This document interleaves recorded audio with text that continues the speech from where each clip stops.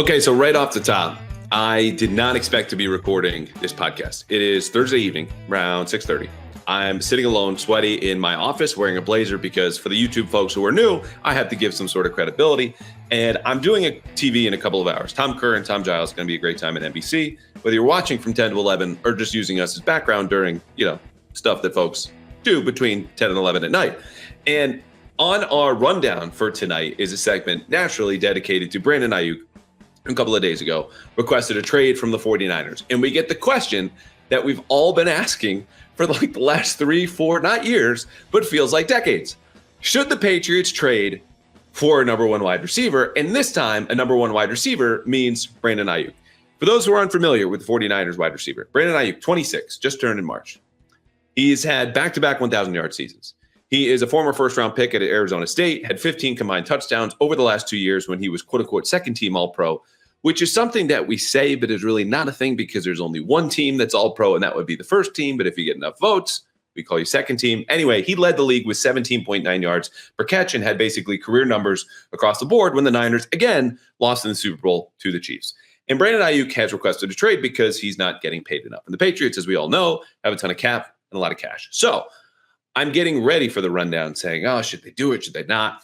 And number one, when it comes to trade segments that everyone has to keep in mind, the question is not, are the Patriots better with player X?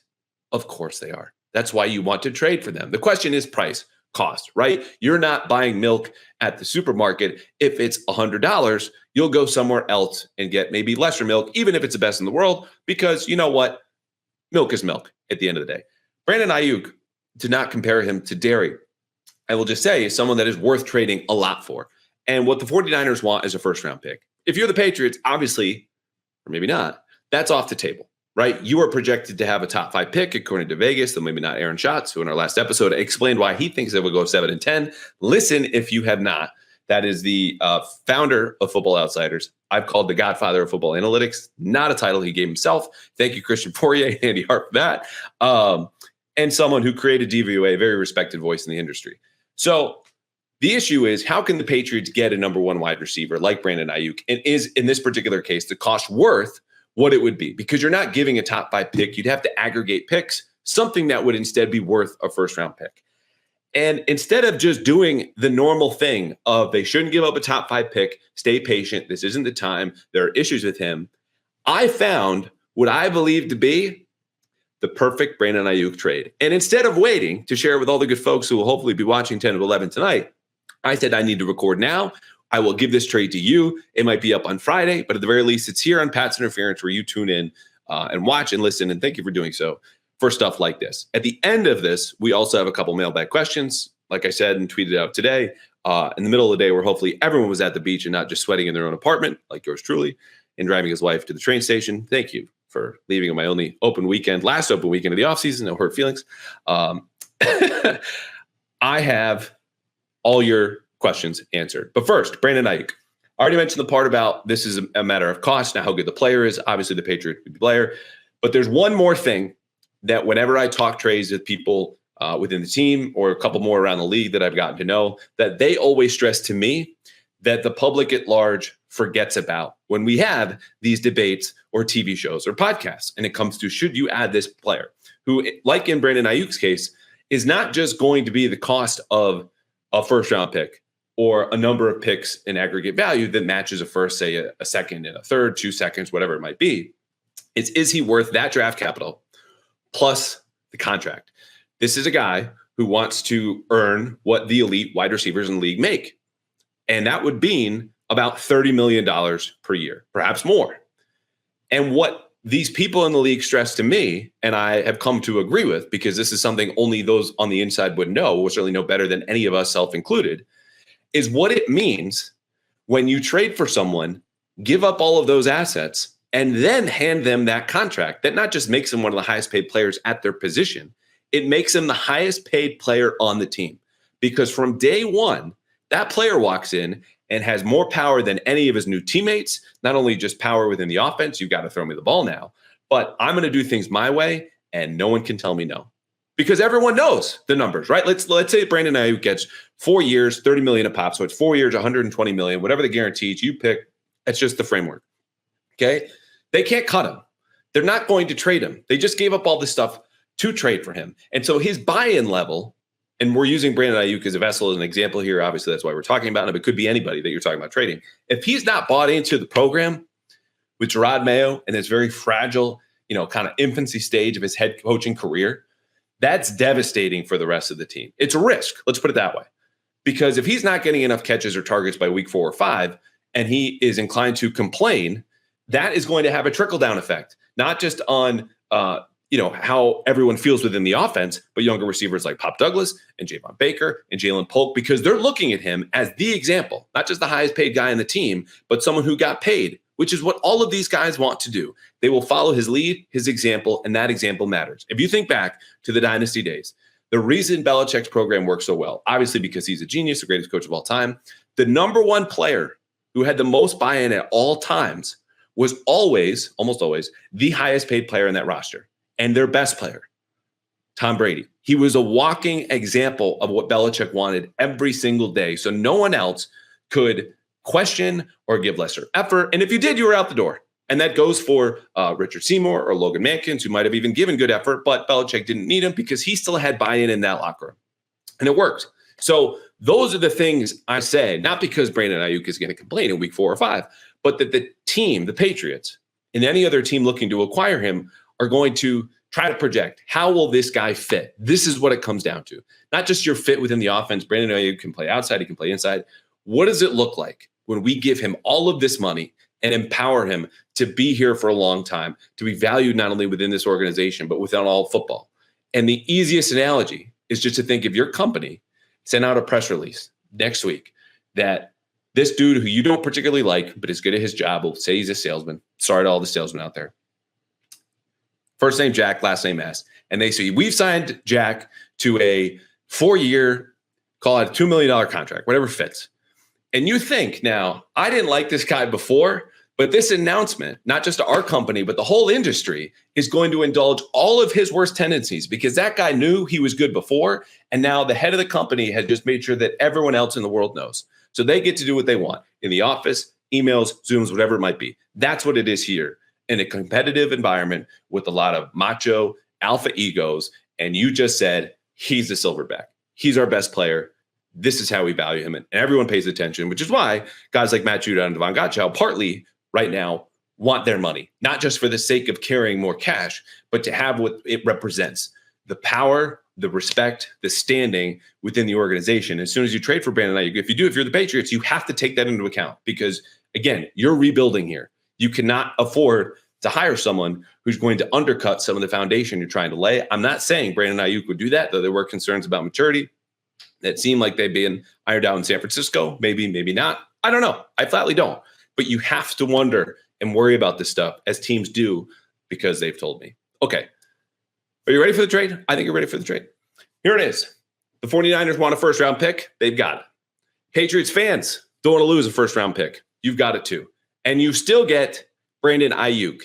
This is an NBA deal that's come to the NFL. The Niners trade their first-round pick in 2025 and Brandon Aiyuk for the Patriots' first-round pick in 2025. Now, here's the logic behind this. When you follow modern trade value charts, not the Jimmy Johnson trade chart, which everyone followed for a while and turns out is very out of date, charts that look at all of the trades involved in the draft and assign point values based on those trades. This is how much teams actually believe a second-round pick is worth because all of the trades involving second-round picks have involved this amount of a third-round pick or where it is in the draft order. When you look at those modern charts, the Patriots' first-round pick, as we currently project right now, they have the third worst odds to make the Super Bowl. So theoretically, they should have the third overall pick. That would be worth 514 points. The Niners, as we all know, pretty good. They're projected to have the second best odds of winning the Super Bowl, meaning they would pick 31st. So when you look at the difference in value between those two picks, the third pick being worth 514 points and the 31st pick being worth 190, the difference is 324 points. That amounts to San Francisco in this pick swap deal adding what's equivalent to the 14th overall pick in the draft, a better than average first. And I would almost guarantee you right now, if San Francisco can guarantee itself the 14th overall pick, in exchange for Brandon Aiyuk, they're going to drive him to the airport, buy him a ticket, put him in first class. Here's an open tab on your cross-country flight to wherever you're going to go. He's gone. Okay. Now, of course, there's a catch, because if the Patriots do execute this trade and say, okay, here's our first round pick, send us Aiyuk, send us your first, it's going to be worse, but the difference is going to be worth it. The Patriots just got better. And the Niners, by virtue of losing a dude who has not only just had back-to-back 1,000-yard seasons, but also was rated the number one receiver in the entire league by ESPN Next Gen Stats that account for separation and how well you catch the ball and how well you gain yards after the catch, the Niners are going to be worse. Now, they'll still be pretty good because they're the freaking San Francisco 49ers. And let's account for this gap, right? The Patriots go from projected to be a third overall pick to, let's say, they're 8th or 9th, okay? The 8th overall pick, according to modern trade value charts, is worth 406 points. If the Niners go from the 31st pick, I know there's a lot of numbers, hang in, bear with me, to loss in the divisional round, and they pick, let's say, 27th or 28th, those picks are worth about 200 points, okay? 216 to 200 points. So the difference then, if the Patriots overperform or get better with Brandon Aiyuk, and the Niners slide back just a little bit, but still make the playoffs, as we all expect them to do, the difference between the number 8 pick and the 27th or 28th is still about 190 to 200 points. And 190 or 200 points in the modern trade value charts is still worth a first-round pick. So even if the Niners believe that they will slide back and they're okay with incurring some of that risk, and they know the Patriots will get better, it still meets their demands of a first-round pick by virtue of jumping up from what would be the 27th pick to number 8. Now, the other part of this is, let's say the Patriots have a season like Aaron Schatz expects, 7-10 or even 6-11. Then you end Brandon Aiyuk, and you just go from 6-11 to 7-10 to maybe a wild card team. And the Niners, even if they win the Super Bowl, aren't moving up into the top 3, are not moving up into the top 10. They might not be moving into the top 15, but you swap that as the Patriots, who exceed all expectations despite the difficult schedule, and it's going to be a bad offense, but you ended Brandon Aiyuk and your defense carried you. You are going from somewhere around 15, 16 back to 32. Would you, in your mind, if you're the optimistic Patriots fan, do that trade, jumping back 16 spots to add a number 1 wide receiver?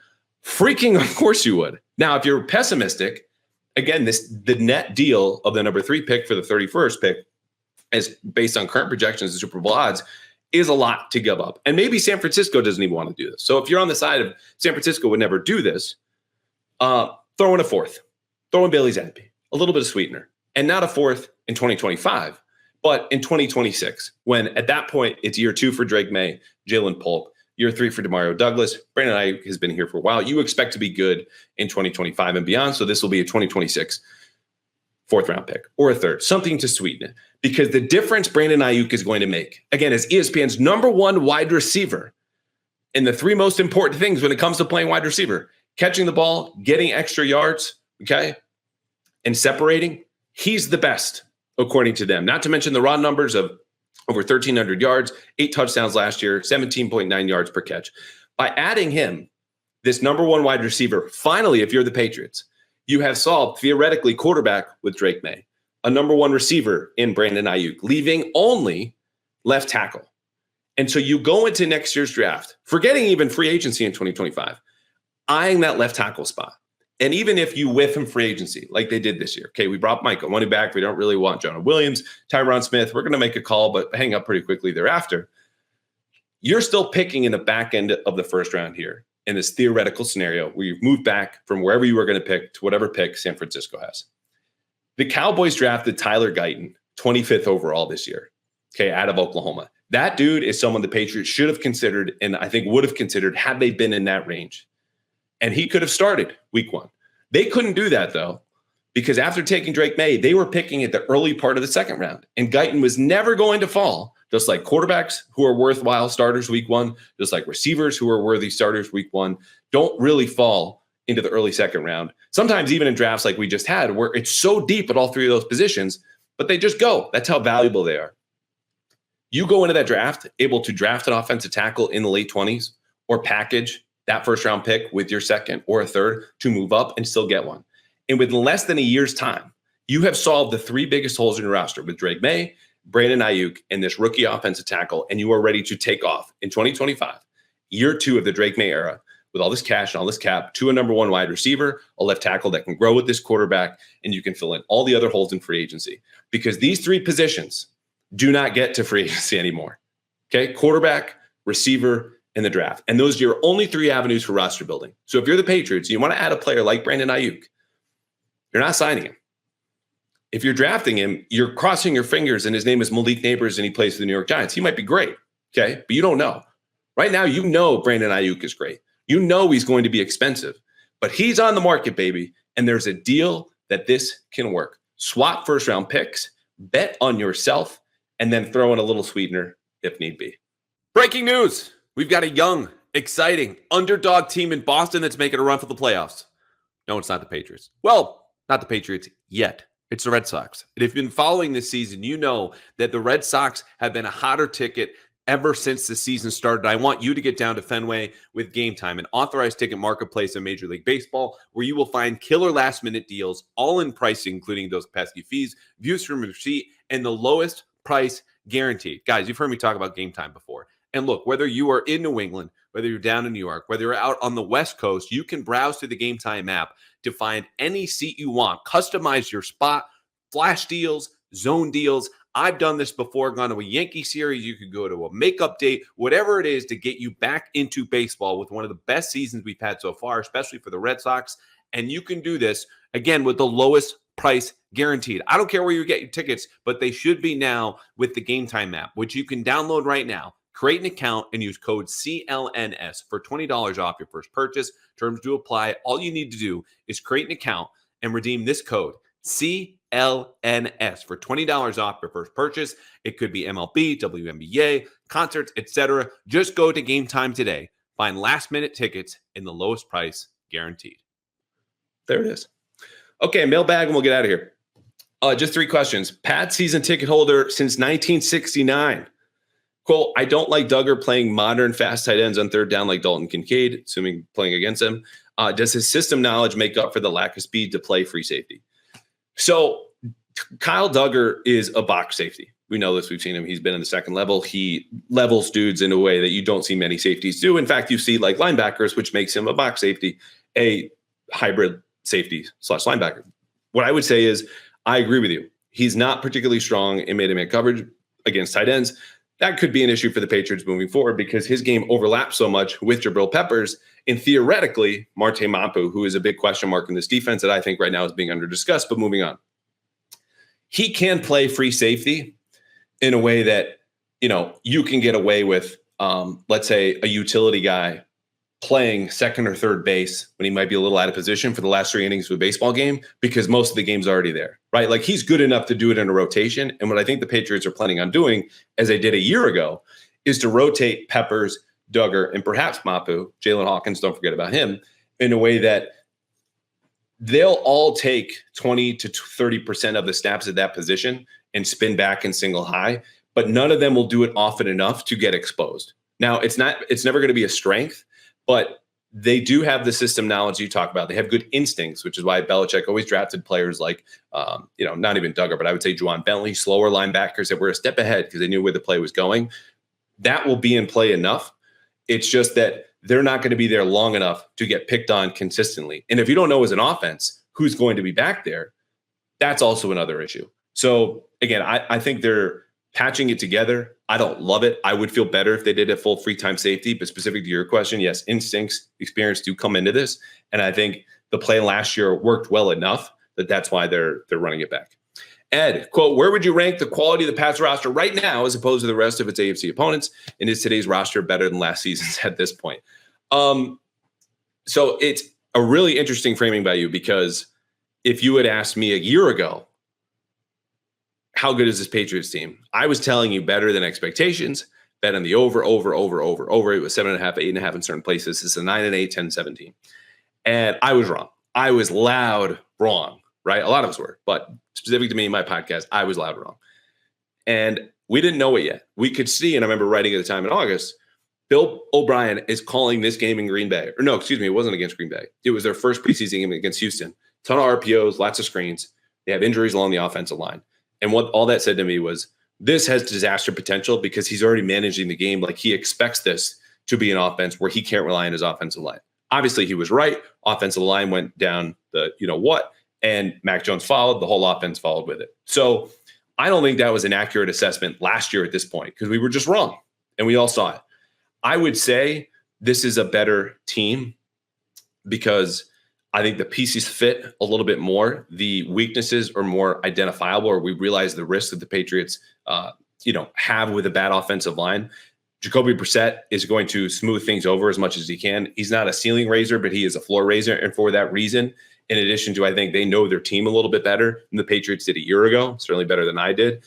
You can work around the pitfalls as opposed to finding where they are in August and then playing catch up for the rest of the season as your quarterback breaks and the offense goes down. If your quarterback breaks, meaning Jacoby Brissett now, you at least have a top 3 pick going in there who might make a ton of mistakes. But the ceiling on Drake May is obviously higher than I think we ever saw from Mac Jones. Doesn't mean there won't be growing pains, but I do think this roster is just slightly ahead of last year, even acknowledging that we were very, very wrong last year. And where do the Pats rank in the rest of the AFC? They stink. They're bad, man. It's them and the Broncos. And I think when you look at some of the higher end talent, Patrick Surtain, the second coming to mind, that dude is better than anyone else in this roster. And it's not just about the high end talent, but in games head to head. And even though the Patriots won on the road in Denver last year, they're still better. Though oddly enough, their Super Bowl odds are worse. And that's probably because they play in the AFC West. So granted, the AFC East is no cakewalk either, but congrats. If you're the second worst team in the AFC, nothing to celebrate. So they're near the bottom. Last one from Dave.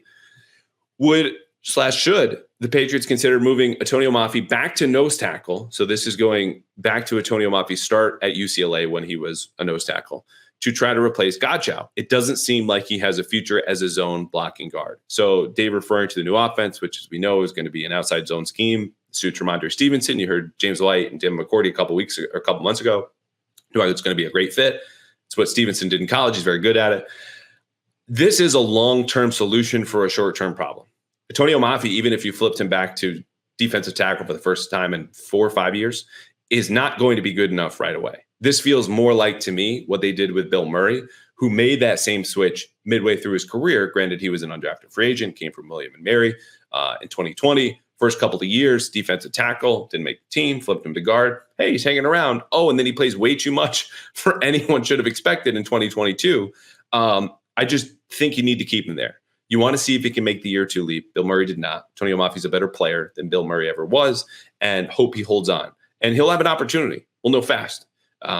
But they're also trying him at center, which to me does not say, oh, he's not good enough to play guard. It's that they think he's smart enough and capable enough to play multiple positions here. But I appreciate the question because that is a deep dive into a 5th round pick, an offensive lineman who was not good last year, but I think deserves a little bit more time because, as your question really references, he's not spent a whole lot of time at offensive tackle. So even though he's an older prospect, there's a little bit more development to be had. The Patriots are trying to get that out of him. And zone blocking linemen can be a little bit bigger. You just have to match that with the foot speed and certain angles and the reach blocks. And he might be able to do that. He might not, but we'll find out. And it'll be on the offensive side of the line of scrimmage as opposed to defense. Okay. Thank you for listening. Let me know what you thought of the trade. Twitter, email, always available. We will get back to our regularly scheduled mailbag segments with the mail fan. Donate to Boston Children's Hospital. You can come on for 8 to 10 minutes. We can talk about your Brandon Aiyuk trades. We can just talk about what I did with Toucher and Hardy this morning about being the rat czar of Boston, where they're trying to exterminate all of the rats. And there's this dude who came in with a big plan and he wants a czar in place. And he's a consultant because he's got a PhD in urban rodentology. This is a real thing that happened on the radio and is happening in the city. Point being, you can talk about whatever you want. If you donate, show me proof of receipt and respond with a mailbag question. Next week, it's going to be back to 1 episode. Then we'll go back 2 times per week in August. This is going to be a giant, massive, humongous, enormous training camp preview. Training camp will start with the first practice on Wednesday. There will be practices Wednesday, Thursday, Friday, none of them padded. There will be full team drills. We'll learn a little bit. Then there's a break on Saturday. So what we're going to do instead is podcast Tuesday, record after Gerard Mayo and a couple of future captains speak, takeaways there, preview of training camp. All of that will still be good, even if you don't listen to it until Thursday or Friday when they're practicing. Then you will not hear from me until the following week, because at that point, the Patriots will be in pads. We'll have 5 to 6 days of information to work with, trends that will develop, winners, losers, all that stuff. So stay tuned for a giant training camp preview next week, more training camp analysis the week after, and some new segments and guests as I promised weeks ago. All right, enjoy the weekend. Be good.